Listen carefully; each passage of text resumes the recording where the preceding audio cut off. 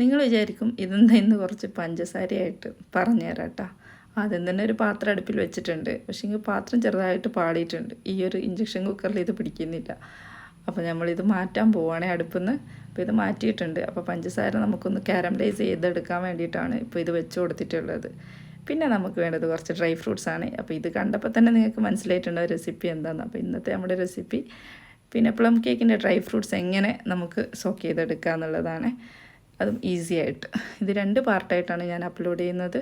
അപ്പോൾ നമ്മുടെ പഞ്ചസാര ഇവിടെ കാരമലായി വന്ന സമയത്ത് കുറച്ച് വെള്ളം ചേർത്തിട്ട് നന്നായിട്ടൊന്ന് മെൽറ്റ് ചെയ്തെടുക്കുന്നുണ്ട്. ഒട്ടും കട്ടയൊന്നും ഇല്ലാതെ ഈ കാരമൽ റെഡിയായ സമയത്ത് ഇതിൻ്റെ 1/4 ഭാഗം നമുക്കൊരു പാത്രത്തിലേക്ക് മാറ്റി വെക്കാം. അതിനുശേഷം നമ്മൾ ഈ ഒരു 1/4 ഭാഗത്തിലേക്ക് നമ്മൾ നേരത്തെ എടുത്ത് വെച്ചിട്ടുള്ള ഡ്രൈ ഫ്രൂട്ട്സും അതേപോലെ തന്നെ ഒരു ഓറഞ്ചിൻ്റെ നീര് ഞാനത് കൈകൊണ്ട് പിഴിഞ്ഞെടുത്തതാണ്. അതേപോലെ ഓറഞ്ചിൻ്റെ തൊലി ഇതേപോലെ ഓറഞ്ച് ജസ്റ്റ് ചോപ്പ് ചെയ്തതും ചേർത്ത് കൊടുത്തിട്ടുണ്ട്. ഇനി ഇതിലേക്ക് ഞാൻ ചേർത്ത് കൊടുക്കുന്നത് കുറച്ച് ഗരം മസാല പൗഡറും ജിഞ്ചർ പൗഡറും അതേപോലെ തന്നെ നമ്മൾ കുറച്ച് ഏലക്കാപ്പൊടിയുമാണ്.